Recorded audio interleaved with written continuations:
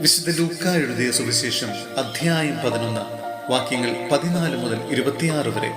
യേശുവും ബെൽസെബൂലും. അവൻ ഊമനായ ഒരു പിശാചിനെ ബഹിഷ്കരിക്കുകയായിരുന്നു. പിശാച് പുറത്തുപോയപ്പോൾ ആ ഊമൻ സംസാരിച്ചു. ജനങ്ങൾ അത്ഭുതപ്പെട്ടു. അവരിൽ ചിലർ പറഞ്ഞു, അവൻ പിശാചുകളുടെ തലവനായ ബെൽസെബൂലിനെ കൊണ്ടാണ് പിശാചുകളെ ബഹിഷ്കരിക്കുന്നത്. വേറെ ചിലർ അവനെ പരീക്ഷിക്കുവാൻ സ്വർഗത്തിൽ നിന്ന് ഒരടയാളം അവനോട് ആവശ്യപ്പെട്ടു. അവരുടെ വിചാരങ്ങൾ അറിഞ്ഞുകൊണ്ട് അവൻ പറഞ്ഞു, അന്തശ്ചിദ്രമുള്ള രാജ്യം നശിച്ചു പോകും, അന്തശ്ചിദ്രമുള്ള ഭവനവും നശിച്ചു പോകും. സാത്താൻ തനിക്കു തന്നെ എതിരായി ഭിന്നിച്ചാൽ അവന്റെ രാജ്യം എങ്ങനെ നിലനിൽക്കും? ഞാൻ ബെൽസെബൂലിനെ കൊണ്ട് പിശാചുകളെ പുറത്താക്കുന്നുവെന്ന് നിങ്ങൾ പറയുന്നു. ബെൽസെബൂലിനെ കൊണ്ടാണ് ഞാൻ പിശാചുകളെ ബഹിഷ്കരിക്കുന്നതെങ്കിൽ നിങ്ങളുടെ പുത്രന്മാർ ആരെ കൊണ്ടാണ് അവയെ ബഹിഷ്കരിക്കുന്നത്? അതുകൊണ്ട് അവർ നിങ്ങളുടെ വിധികർത്താക്കളായിരിക്കും. എന്നാൽ ദൈവകരം കൊണ്ടാണ് ഞാൻ പിശാചുകളെ പുറത്താക്കുന്നതെങ്കിൽ ദൈവരാജ്യം നിങ്ങളുടെ ഇടയിൽ വന്നു കഴിഞ്ഞിരിക്കുന്നു. ശക്തൻ ആയുധധാരിയായി തന്റെ കൊട്ടാരത്തിന് കാവൽ നിൽക്കുമ്പോൾ അവന്റെ വസ്തുക്കൾ സുരക്ഷിതമാണ്. എന്നാൽ കൂടുതൽ ശക്തനായ ഒരുവൻ അവനെ ആക്രമിച്ച് കീഴ്പ്പെടുത്തിയാൽ അവൻ ആശ്രയിച്ചിരുന്ന ആയുധങ്ങൾ മറ്റവൻ അപഹരിക്കുകയും കൊള്ള മുതൽ ഭാഗിച്ചെടുക്കുകയും ചെയ്യും. എന്നോടുകൂടെ അല്ലാത്തവൻ എനിക്കെതിരാണ്, എന്നോടുകൂടെ ശേഖരിക്കാത്തവൻ ചിതറിച്ചു കളയുന്നു. അശുദ്ധാത്മാവിന്റെ തിരിച്ചുവരവ്.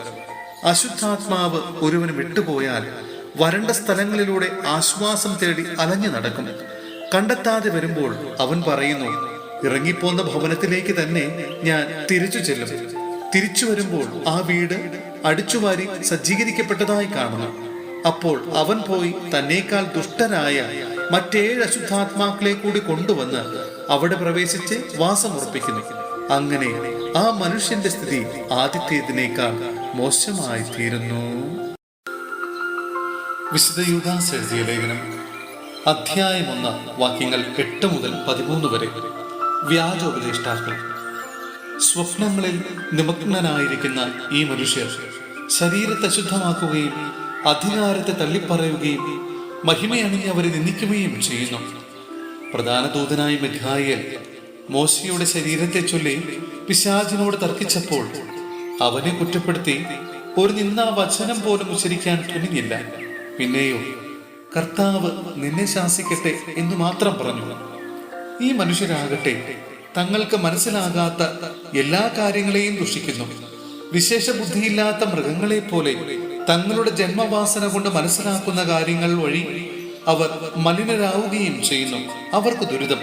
എന്തുകൊണ്ടെന്നാൽ അവർ കായേന്റെ മാർഗത്തിലൂടെ നടക്കുകയും ലാഭേച്ഛ കൊണ്ട് ബാലാമിന്റെ തെറ്റിൽ ചെന്ന് വീഴുകയും കോറായുടെ പ്രക്ഷോഭത്തിൽ നശിക്കുകയും ചെയ്യുന്നു. തങ്ങളുടെ കാര്യം മാത്രം നോക്കി നിർഭയം തിന്നുകുടിച്ചു മതിക്കുന്ന അവർ നിങ്ങളുടെ സ്നേഹവിരുന്നുകൾക്ക് കളങ്കമാണ്.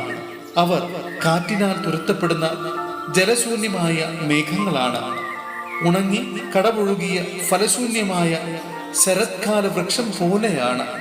അവർ തങ്ങളുടെ തന്നെ ലജ്ജയുടെ നുരയുയർത്തുന്ന ഉന്മത്ത തരംഗങ്ങളാണ്. വഴിതെറ്റിപ്പോകുന്ന നക്ഷത്രങ്ങളാണ്. അവർക്ക് വേണ്ടി അന്ധകാര ഗർത്തങ്ങൾ എന്നേക്കും തയ്യാറാക്കപ്പെട്ടിരിക്കുന്നു.